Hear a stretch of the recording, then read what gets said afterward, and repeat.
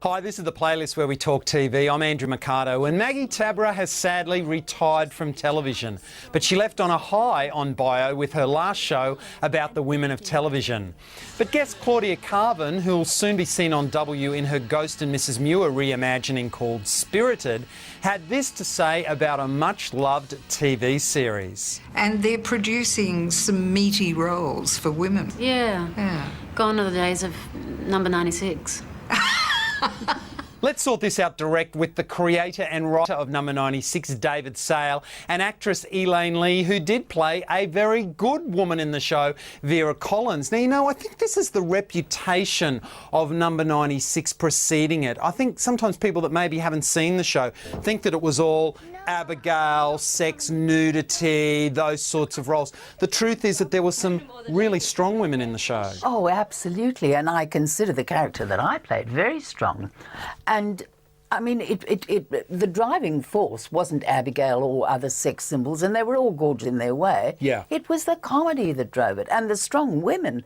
I've been watching the DVD that you're about to release, and I'm just loving it because, first of all, I can't remember the episode. You know, You're allowed to not remember it. It's 35 years ago. Yes, indeed. So well, I wrote the first 5 episodes, and I'm seeing it for the first time. I can't remember a thing. Yeah. I was so surprised at the knife throwing with Dory. Yeah. Oh, they're wonderful. It is a lot of comedy. But look, strong women. Look, we had Lucy, who was running the laundrette against the wishes of her All husband. career women. Yeah, Norma ran the bar. Yes. But Vera was the dress designer. Maggie Cameron was Maggie the career woman to end all career women. And you've got a story about Maggie Cameron and Maggie Tabra. Yes, I didn't know Maggie Tabra terribly well, but I always found her absolutely charming. But it was reported back to me that Maggie Tabra thought that I had based the character of Maggie Cameron on her, which astounded me, because why would you want to identify yourself with the biggest bitch on television? Who eventually blew up the building. Oh, I can't imagine Maggie Tabra blowing up a balloon, let alone a building. So clear it up here now, no connection whatsoever. Absolutely no connection. Maggie Tabra was a charming woman.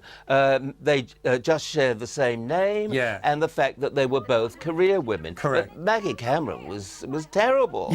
Had no relation to Maggie Tabra. Yes, indeed. What about the fact, there was one episode that astounded me. Vera Collins finds a syringe in the naked junkie in her apartment. Yes, and handles it, and then hands it the next day to Al. No fear whatsoever of catch anything from the needle. God. The comedy in the show. You know, there are so many shows you watch from the 70s, UK shows, American shows. They're so slow. The pace of this show. And the comedy came from the characters too. It wasn't just a matter of clever and funny scripting writing, and funny witticisms. Sure. It came because the characters were inherently funny people. Yeah. Who did funny things. Yes. Look, we've never seen another show like it on Australian TV since. Of course, it is my favourite show. I bang on about it on this program all the time. Thank you for coming on. So to get it clear, The Aftermath of Murder, which is the sequel to The Pantyhose Strangler, is now available on DVD through Umbrella Entertainment. And if you want to hear us keep talking, the Number 96 movie, we do a 2-hour audio commentary. Absolutely. Absolutely. Absolutely. Thank you guys so much for coming on. Great pleasure. See you next time. Hi, this is the playlist where we talk TV. I'm Andrew Mercado, and here in Australia, we don't have a great track record making our own sitcoms. The standouts have been Mother and Son, Frontline, and Kath and Kim, but the longest running was Hey Dad, and after recent allegations in Woman's Day and A Current Affair, we'll probably never see that show on air again. While there have been a few other dogs like Dogheads Bay and The Bob Morrison Show, it seems there is room for one last canine caper, with the second season of Wilfred on SBS every Monday proving to be the strangest yet. So let's ask our trusted critics, actress Elaine Lee and Triple M's Byron Cook, if they've been laughing along. Elaine, I've been watching a lot of Wilfred this series, and a couple of weeks ago they did this 2-parter to Nambour that I know we've all seen. It is out there. It's wonderful. I love it. I'm a devotee now.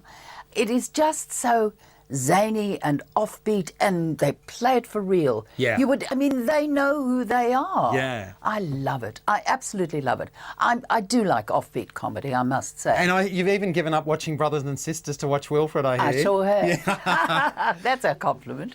Do you like the show, Byron? I did a couple of things. I thought you were a bit harsh on the Bob Morrison show. It's underrated for its time. Revisit it. But Okay. look, this is about a bong-smoking, foul-mouthed dog. I love him. And you've got to love that. Oh. And even, Elaine, I mean, with the greatest of respect, some rooting in this. Yeah. I love it. Tremendous. Yeah. Oh, I don't mean I love it. I love No. watching him Sure. do it. It was great stuff. Yeah, Great good. stuff.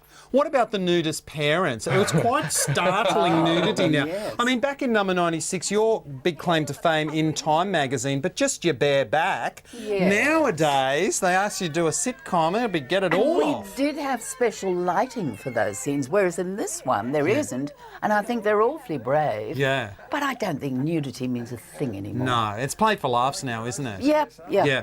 Now, look, you've done the traditional sitcom. You did Bullpit, the Yes, I spin-off to did. Kingswood Country.